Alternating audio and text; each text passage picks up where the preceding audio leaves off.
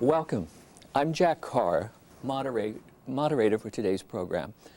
A discussion about the making of the play Flyin West, which is currently playing at the Kennedy Center in Washington, D.C.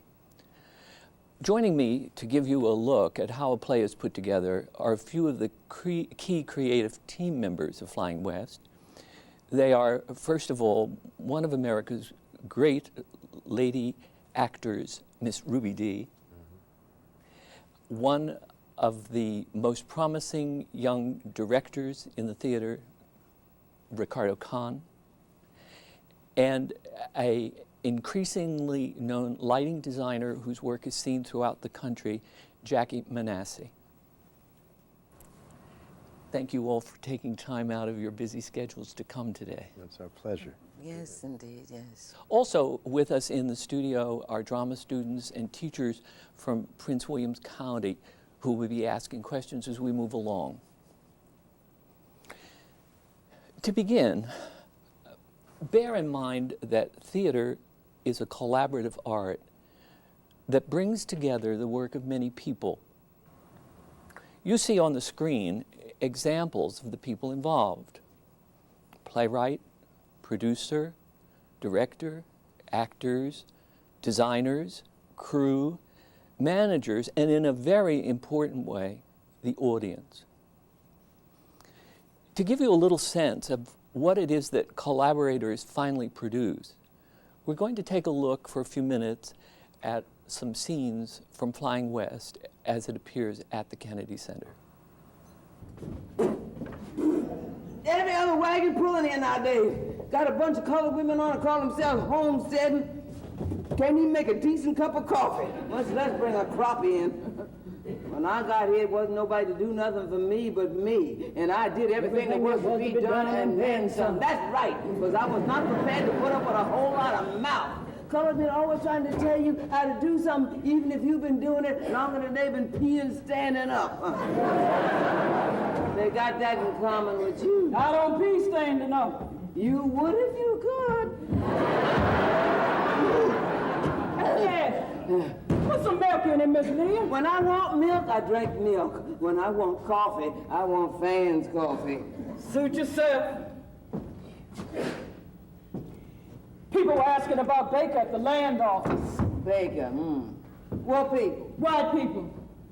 Wanted to know if I'd heard anything from him. Ain't no white people looking to settle in no Nicodemus, Kansas. Oh, there's some of the best land around here. You said so yourself. Ain't nothing good to know white folks once a bunch of colored folks get set up on it. There's already a new family over by the Gaddies and a widower with 4 sons between here and the Jordan place.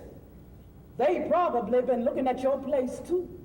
Who said so? Nobody said anything. I mean, just since you've been staying here with us for a while. No, I ain't no wet behind the ear homesteader. I own my land free and clear. My name, the only name on the deed to it. Anybody looking at my land is counting their chickens. I made 20 winners on that land, and I intend to make 20 more. Back as far as time begins, we choose this day to leave a place where our lives, our honor, and our very souls are not our own. Say it, sister. We choose this day to declare our lives to be our own and no one else's. And we promise always to remember the day we left Memphis and went west together to be free women as a sacred bond between us. With all our trust, and all our trust, and all our strength, and all our strength, and all our courage, and all our courage, and all our love, and all our love.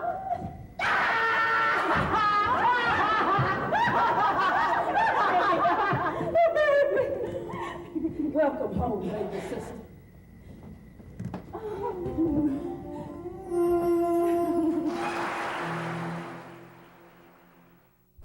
Before we actually talk about what it is that happens in the collaborative process, that stuff that makes the play come together, I'd like to ask each one of you another question that I think is a kind of building block on which we can work. What is it that's unique about theater that makes it different from television and film and other kinds of entertainment? Well, for my part, it's that very real working in front of live human beings, live bodies. But I'm sure we'll deal with many aspects. But the most fascinating thing that I've discovered is that the actor, at an ideal state, is an instrument through which life experiences pass. It puts life in context. It distills, it focuses, and that's what an actor becomes. An actor becomes like a prism through which energy and thoughts and ideas and history and everything pass. That's one of the things that make it different for me, because you do it night after night, so you can distill what it is you are about. You can, as I like to say, you can trod the wilderness of yourself, and with the repeated performances, you make the transitions surer and faster. Mm-hmm. Is that helpful? That's it's very one of the helpful. things. Yeah. And the fact that one of the things that in theater, more than any other media, I think an actor's text is the whole of life, and you get a chance to draw on that text and refine it. Can you say that your personal life changes as the result of your being on the stage, in playing roles? Yes. As a matter of fact, I really have to tell myself before I go on stage, Ruby, you are not Ruby. You are now Miss Leah. Because I forgot to do that, and so I now have a pain in my leg because this woman limps, you know. And once before, I was in another play, a woman who loved wine, and I got another kind of thing that went wrong with me. So, I mean, the degree to which you can take in the character often can affect you unless you can accept it, change in the beginning, and disavow it when the play is over. Does that sound mystical and spooky? Well, I don't know. Maybe it is. Maybe it is. But see, it's also, I think everybody's changed in theater.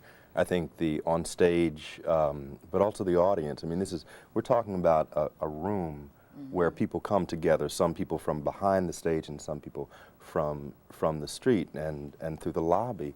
And everybody's coming for something special, and it's communion. It's a sharing, you know, beyond the footlights. And it goes backwards and forwards. It's not just the actors putting it out there. The actors receive.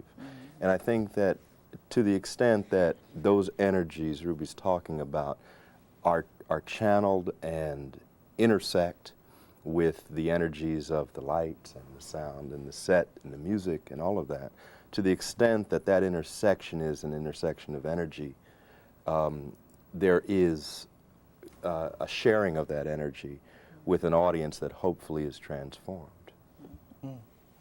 That I think only happens in the theater. I mean, when it comes to the arts, I mean, it also happens in church. It happens on the corner, but in the arts, where it is live, and anything can happen. It's the most exciting time and opportunity for It's sounding like transformation. Ruby's spirituality. Not to say that it doesn't happen in the electronic media. I think that's another expression. I mean, I think our thought processes, the way that we permit life to happen through us, can reach through anything, including the tube. It's just you find out how to do it more surely on stage, because you can walk the paths of yourself night after night, and you clear the track, and you can get there faster and surer and sooner. You relax into something. You can become something else. Without sounding, but that's what we do, as you say, in church. We do that in life when we, if we're lucky, you know, if we're lucky, we, and I like about the theater, because you really need to know, unlike a musician who has an instrument or a dancer who has the bar, the actor's instrument is him or herself, the text is all of life, you know, from the time you can first remember all the people you meet, everywhere you go. It's an actor. I think of an actor with bags of, you know, the bits and pieces and strings and monuments and tunnels and churches and gods and mice and insects and whatever you need, you have to. When you have to find that bag that it's in, and you get it out of yourself, you know. So so an actor's thing is greater, even I think, than just one single instrument like a violin. Jackie, what's unique about theater to you? Well, one of the things that Ricardo was just talking about, the excitement and tension from the fact that anything can happen, that the experience this evening with this group of people is going to be uniquely different from the experience tomorrow night with that group of people. And for me, I can go through a rehearsal process looking at the lights and working on them, but it doesn't really mean anything till an audience is in there, and then all of a sudden I'll notice, oh, that cue's too fast, or this is, you know, the way the audience reacts to the play and how they receive the message is what it's all about. So, thank you all for that. Let's use that as a basis for talking a little while about the process.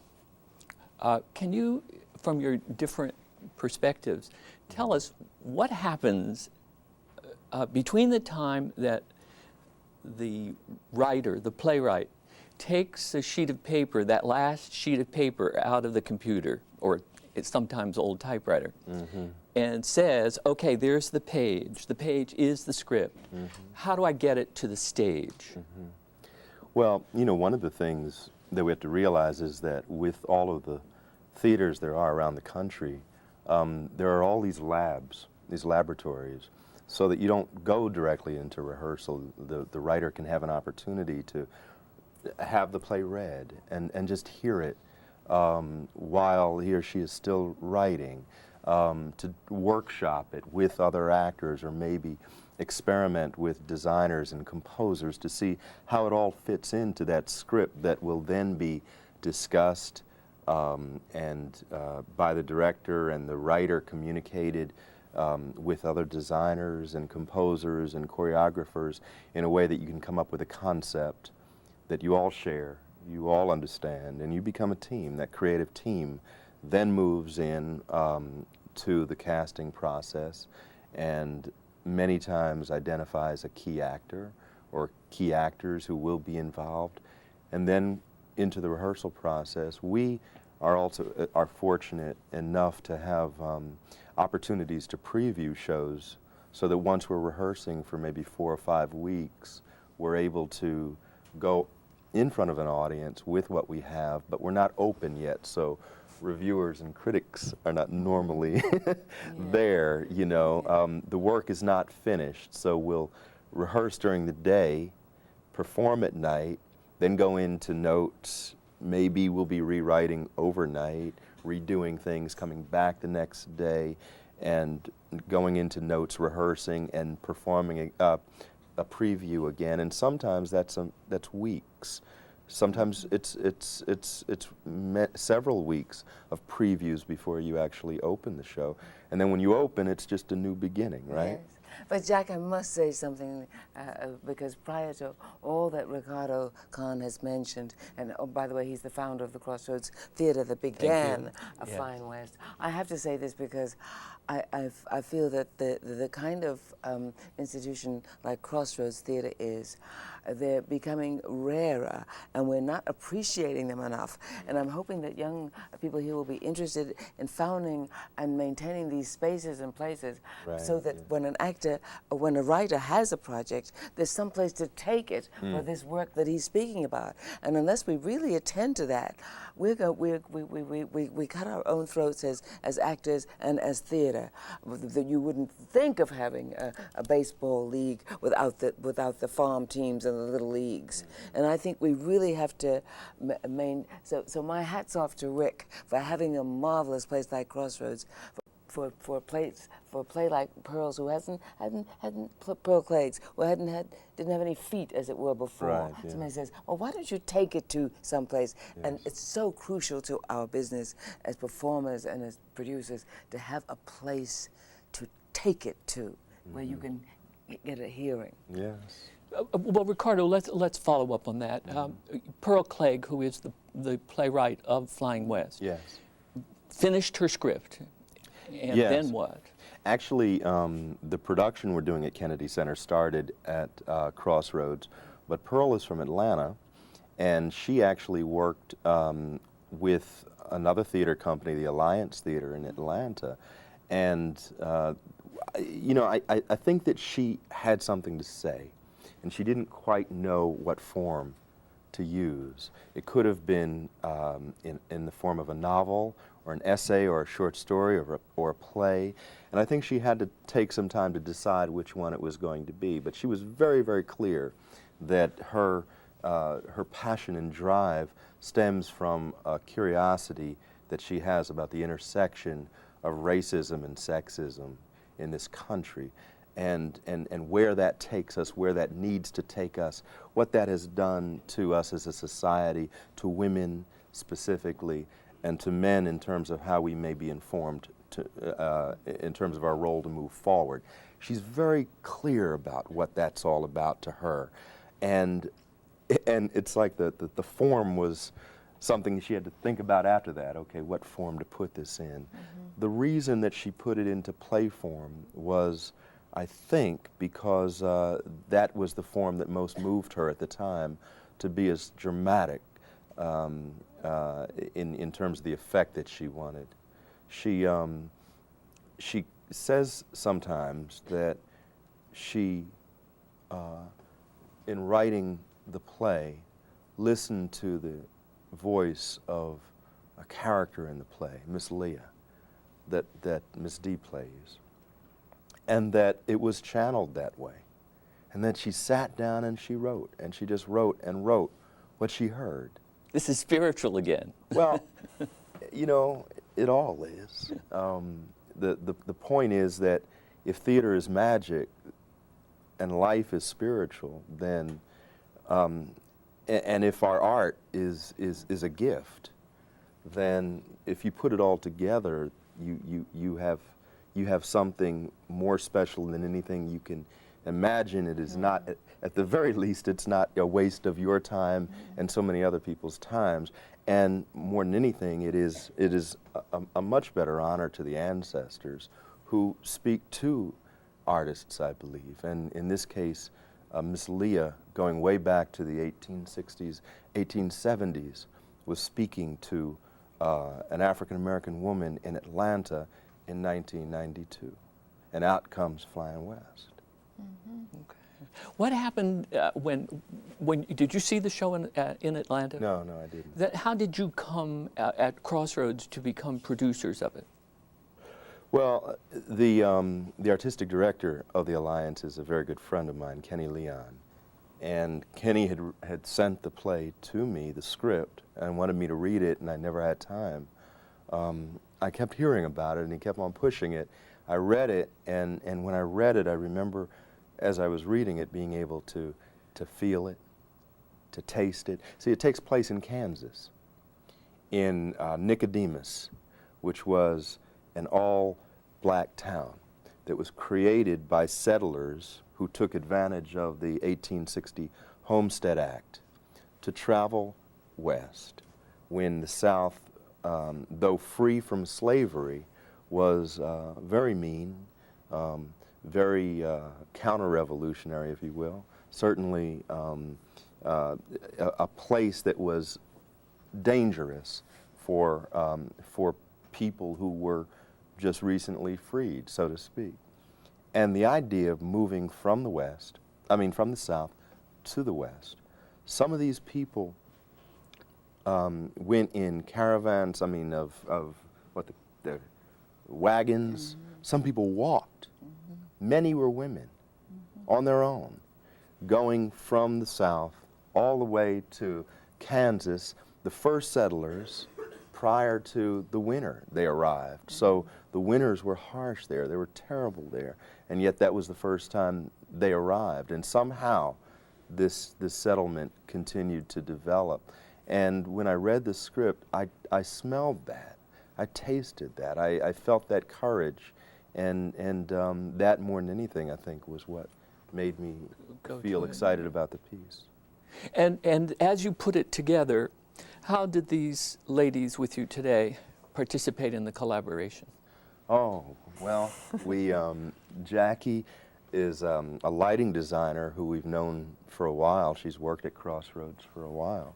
And when we were working in design of the set, which was designed by Daniel Proet, and with the music and the sound and all of that, the music was actually recorded by the Uptown String Quartet. All of these things were coming together in discussions that just allowed us to kind of paint the world we wanted to put forward, would you say? Yeah. Jackie, would it be fair to say that a great deal of the collaboration that's involved in the making of a play occurs before the rehearsals ever even begin? Yeah, absolutely. Unfortunately, we don't have the luxury of waiting through the rehearsal process to discover what might happen. So I like to look at what we do as designers, as creating an environment, a place to allow the play to happen. In this case, I felt the play really needed the space and the air to breathe, the air and space of Kansas, and that these slave women needed to get out there and have that feeling. So the set evolved based on the idea of the huge skies that you have in the West, the vast expanse of sky and sunset and the power of life, which is very different than the city world of the South that was more oppressive where they were coming from. So can we look at the set design for just a minute, and you talk a little bit about that with regard to colors? Well, I think the major thing about this set that happened was how to create a setting for this play that a lot of the play needs to take place inside, yet keep that sense of the sky. So one of the things that is apparent from some of the back walls in the model, maybe not as much as it is on the stage, is that the walls are slatted and that we see through, so that the sense of the outdoor world is always important. And that even when they're in the kitchen, that the sunlight is pouring into this house all the time, that the direction of light is very strong, and just the power of nature and those forces, which was a new obstacle for these women to deal with. Nature in a way that they never had to deal with nature before. But it was also very freeing for them, I believe. Where did you get your colors? Well, the key for me in designing any play is to stick with the script, because a sunset is different every day, and God and nature are going to do that much better than we can ever try to reproduce it.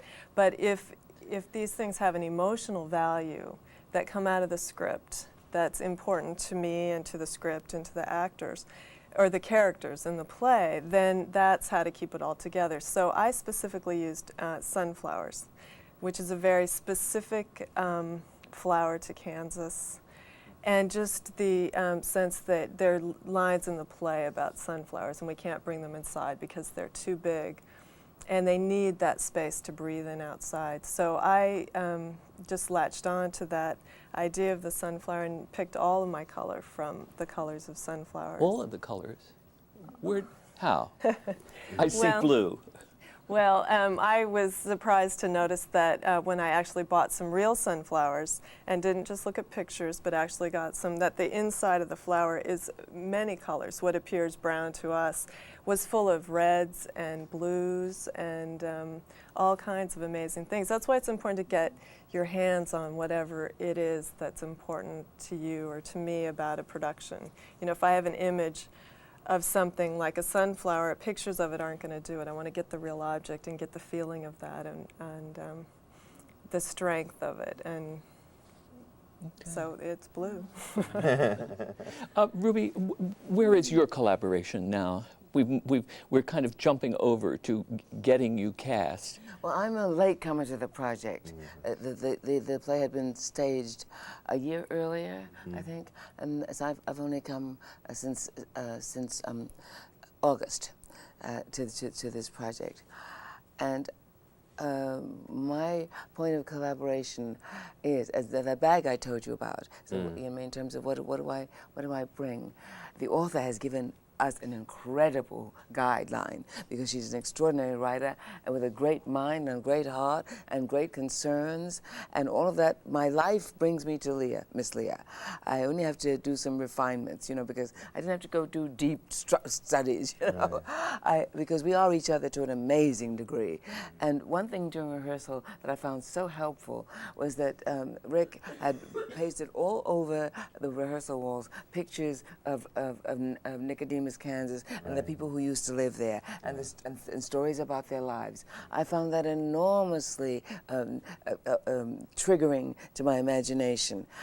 So I really didn't have to do that much because I remember Mother Hall from when I was a kid. She was an ex-slave. I remember how she looked and how she walked, and the things I'd read from history, and then those pictures on the wall, and then my own mother, then myself, you know, in terms of how I feel about racism, and then Pearl Cleage and this enormous thing she gives me through her book, Mad at Miles, and deals with the devil and other reasons to riot. So I pick a little bit from that book and a little bit from what I know of Pearl, the fierceness of the woman with her calm demeanor, you know, and the fire that rages in her. That all appeals to me. And Rick, what he brings from his experience of directing and dealing with the words. What do the words tell me? So I have this richness of things that I can draw on to bring Miss Leah into focus. And then I get on the set and I sit in the rocking chair. Well, that just about did it because it kind of, you have to sit in it a certain way, you have to get in it a certain way, you got to get up out of it a certain way. And so, and then the look of the windmill and the boards, I could see through these. I remember from my childhood these houses made from boards and advertisements and tin and paper and everything that you. So I had an enormous resource. This character did not call for me to go in, you know, tomes of, you know, research, because the research came to me from history, came to me from my life, came to me from my relatives, came to me from Pearl, from Rick, from, you know, and the most exciting thing about this role is every night. Because you need food every night. You've got to find. Need food every night to feed the images. So I'm just not repeating things. So I might look at just one thing. I might just look at this tablecloth that was hand crocheted. I probably crocheted that myself, you know. And so that, and the images from the wall, I still use those. Well, I still draw on those women, and then the reality of slavery itself, the history of that. So I could go on and on, but I just wanted to give you that's one way of finding the character, you know. Wig, You know, look. Thank you. Thank you Cripple. for that. Miss Ruby Dee, I want to ask a favor. Will you do a passage from the play? Yes, I Great. shall try to bring myself to a point like that. Would you do the one that uses the title? The passage that I know uses which one the- you're talking about. It's in Act 2. It's when Miss Leah is talking and comforting a young woman who is in trouble and has a decision to make about how to move forward with her life, a life and a body that also has life, and you know she also is going to have a baby, and the lineage is being threatened by another source, and into her pain comes Miss Leah to not only comfort her but take her to the place of enlightenment she needs to be to move forward in her life.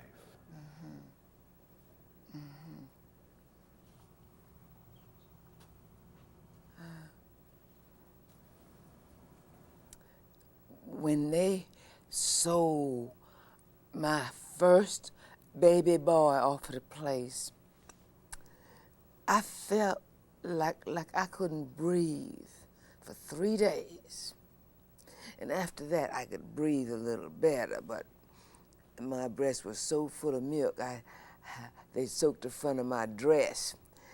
And the overseer kept telling me he was going to have to see if nigger milk was really chocolate like they said it was. So I had to stay away from him till my milk start running.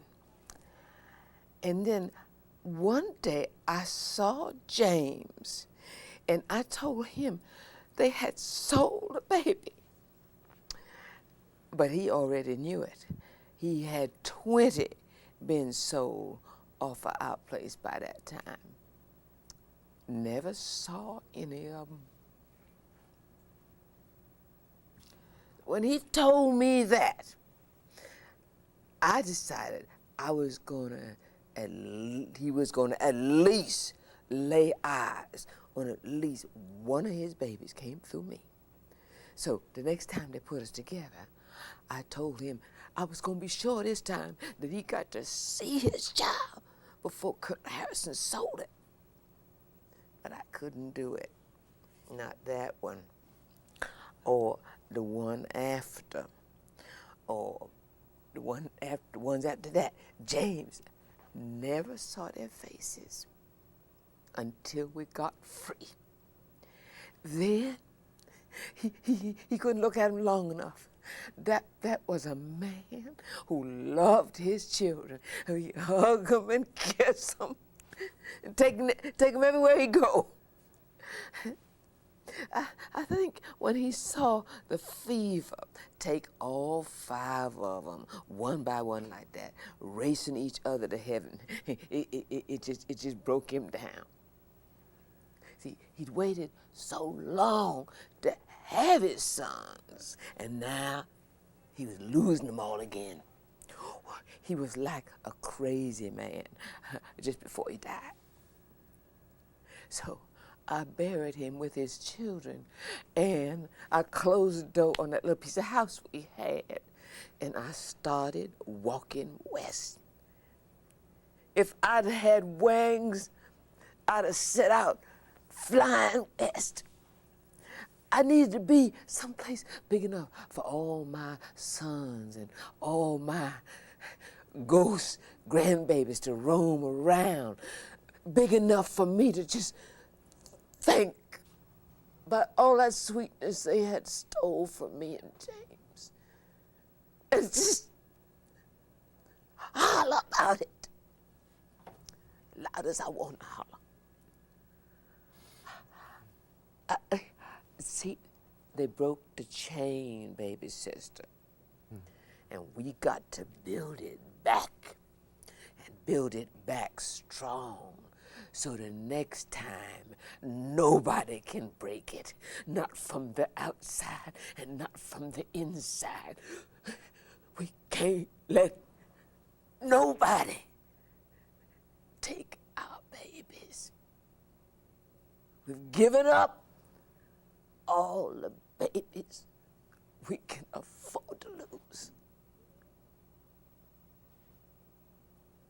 Do you understand what I'm saying to you? Yes, ma'am.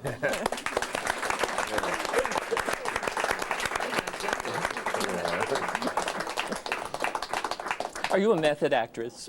Oh, well, we all are. We all follow some method, you know. And I didn't. And different night, the images came clear for me suddenly. Maybe because I've just, but they, you know, they come to varying degrees, night after night, depending upon how surely I can latch into the history. You know, I think of a woman with her legs open and a baby coming out, and then right away somebody cleans her and it's ready for sale, and you know, and it doesn't, maybe not. The whole horror of the time, and the horror of us selling, losing our, that we broke the chain, not only as black people, but as a species. We broke the chain from to divinity. We broke the chain to our families. We've broken the chain to ourselves. You know, we've let so much, so those thoughts and those images and that rationale, from what I know as a human being, from what I read from Pearl, from what it just comes to me through the ages, because the characters speak to you. You know, yeah. those women on the wall. That's true. You know, when earlier when Ruby was talking about what the actor brings to the rehearsal space, to the moment. It reminded me when I was in school, in junior high and high school, and not realizing how much the director relies on that from actors.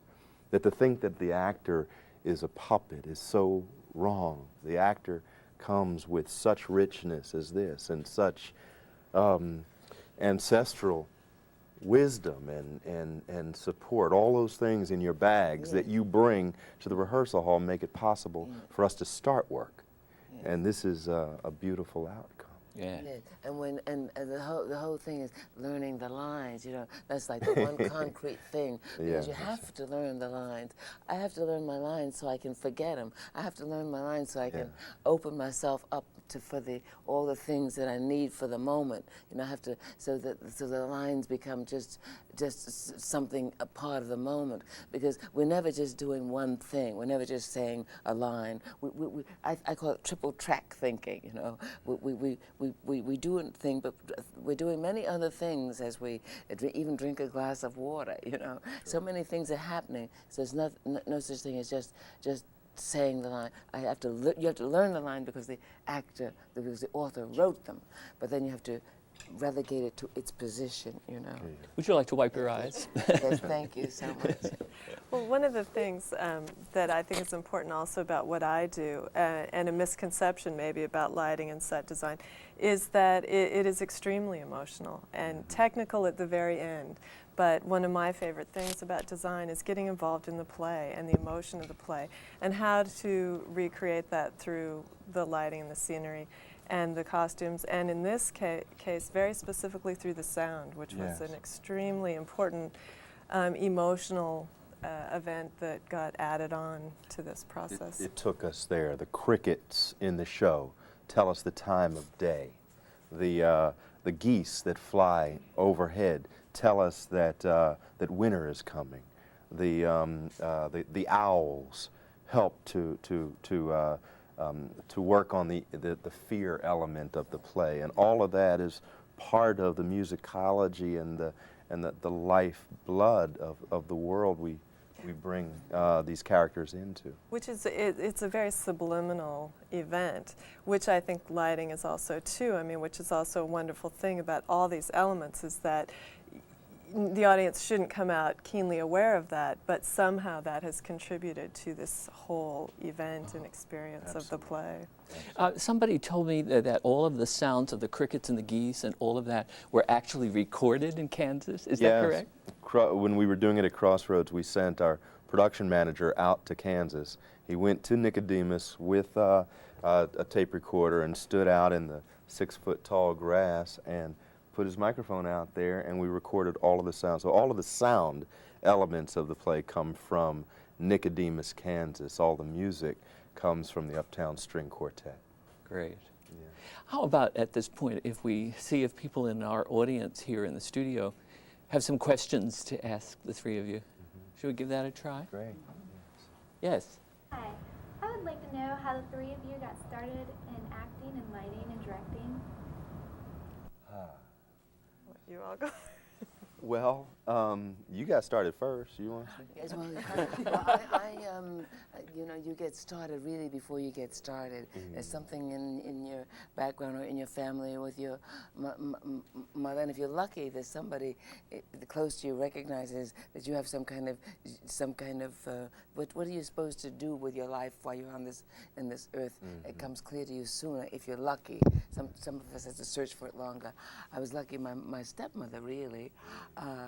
She had been a teacher, and she encouraged me to write and recite, and she had wanted to be an actor, and I started, so I was quite, I was about 16, I guess, and I had a boyfriend whose sister belonged to this group called the American Negro Theater, which was housed in the basement of the library in Harlem, and they were doing a play called On Strivers Row, and somehow the totality of my life led me to say yes, I would go and audition for this play in the basement. And the first words to me from the director was, "Speak up." I remember when I was, my mother would tell me that when she was pregnant with me, my mother and father would go to outdoor concerts here in Washington, D.C. And that's where I got my love for music, I guess, listening in. But I think it was later on in life when certain things happened, not on purpose, that just brought me to a place of, yeah, I think I can do that, you know. I went to see Pearl Bailey and Cab Calloway in an all-black cast of Hello Dolly on Broadway. And it said to me, wow, I can do that too. You know, it's like it's allowed. That's a weird kind of feeling to have to get to a place where you think it's allowed, as if it was not permitted before. But at that moment, I felt, yes, I could do this too. And from that point on, I looked for the signals that would keep pointing in my direction. For me, I was always exposed to the theater as a child, but never really thought seriously that I could make a living in that. So I thought about going into counseling or teaching or the things that were concrete that I knew about. But I always was involved in art, drawing and painting, and somehow discovered lighting and the idea of doing art in a collaborative form was far more interesting to me than sitting in a corner painting. So I really came at it from an art background. Thank you. Other questions? Yes. The dialogue is not necessarily just black, it's non-racial. In preparation for your part in the script, in the role, did it bring back or rekindle feelings of friends and family from your history background? Oh, yes, I did. And I don't think most places that we look, that we have some kind of universal application. So in a sense, this is what Flyin West is to me. I think of Pearl Cleage as with a universal mind. She talks about women worldwide. She talks about justice. She talks about economic justice and political. So, and I have known people like this from my background.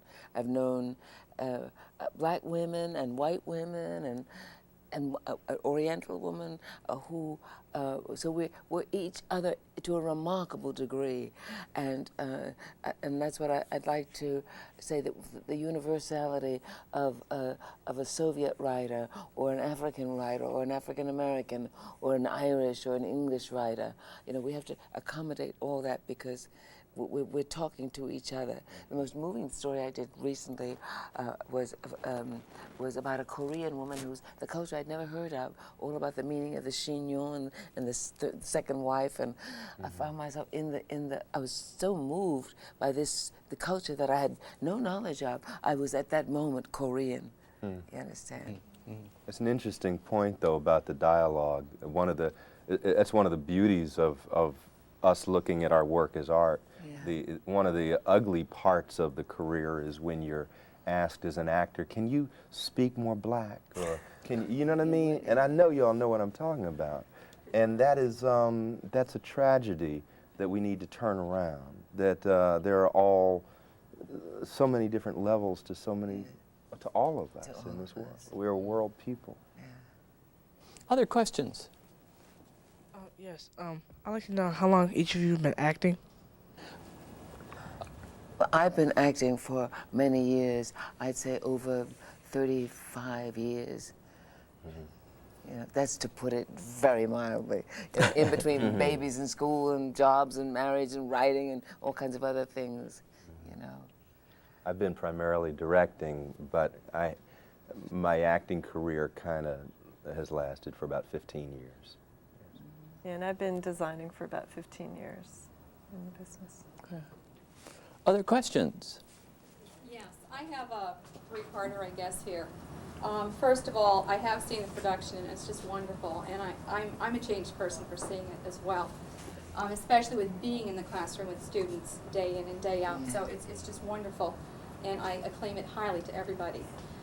In particular, some of the scenes were difficult for me to watch, and the one that you did today was one that I was trying to share with some of my students earlier today, and they will attest that you did a much finer job with it. But that scene in particular was difficult for me to watch as an audience member.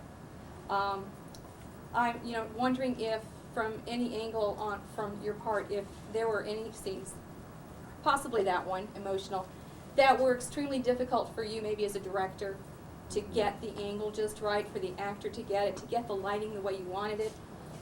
Why did you make the choice that you did to keep the lights, up for so much of that? Why didn't you cut it out sooner? And I'm not saying that I would like to have seen it cut out sooner, but why did you make those choices? So that's part of it. And then the intense involvement of the audience. It seemed like they were booing Frank, and poetic justice was served, and everybody, the Washington crowd was cheering. Yeah. Not at a Redskins game, but they were cheering at the Kennedy Center. And they're just so reserved and so calm. Yeah. So that was just remarkable to see that. The end, where does the show go from here? Oh, Thank you. very loud. I feel that because the play is set in history, and so you learn a lot about the history of a people, of America, of Nicodemus. But the play drives to a political issue. It drives to an issue that is very strongly about abuse of women and empowerment. And to get to the place where empowerment is in the play, you have to work through the ugliness of it. And as a director, especially as a man, directing scenes like the scenes where there is, heavy physical abuse, it's a very, very painful thing to deal with. But of course, the outcome of it that makes me feel better is that if I can get it so horrid that people are moved to action, then part of that is the cheering when he is taken care of. The other part is what I hope is the empowerment of the audience afterwards, which is people going back more enlightened and more empowered to stand up for who they are. Then it makes it worthwhile, but scenes like that were very difficult for me because you have to reach into parts of you that are about ugliness. How about the question about lights? Well, I think in those particular scenes, there are several ways to go with lighting, and what I often like to do is to play against what's happening on stage, not to let the actors do what they need to do. And I think in exposing them so clearly in those moments, it does make it harder for the audience to take, but therefore helps get that message really across. So, I consciously didn't want it to be safe for them to watch or to hide anything, really in those moments. So where does Flyin West go now? Well, we hope, like Pearl Cleage hopes, that it will go all over the world, and that it would be great for this production to go further. It would be great that if this production encouraged other productions of this play and other writings of Pearl Cleage. But we're going to try to keep it going, and I hope we will be all over the country. Okay. Yeah. Other questions? You guys are truly amazing, but I would like to talk to Mr. Khan. When you're looking for the actress or actor, what do you look for? You look for the mental ability, the physical ability, or do you look for both? Or the inner quality of what they have, or do you see the potential? That's a very good question. I don't know if I find what I look for, because what I normally get that works is not always what you're looking for. Somehow an actor comes in and gives you something totally different than what you thought the character looked like, or what you thought the character sounded like or walked like. I look for actors who can think. I look for actors who are creative, who are people first, regular folks who, with a certain, given the fact that they have a great talent, are also wonderful people, and people willing enough to share as much of them as is possible, and somebody who you want to work with for a good long time, who excites you. An actor that you look for is very similar to looking for, you know, a friend who will take an important and scary journey along with you. We can take one more question if there's one. Yes. Yes, often we find in literature that most pieces, either in poetry, in book novels, or in plays, usually have a point to give to their audiences, a point to inspire, to entertain, to give a message. What do you think was the message or point of Flyin West?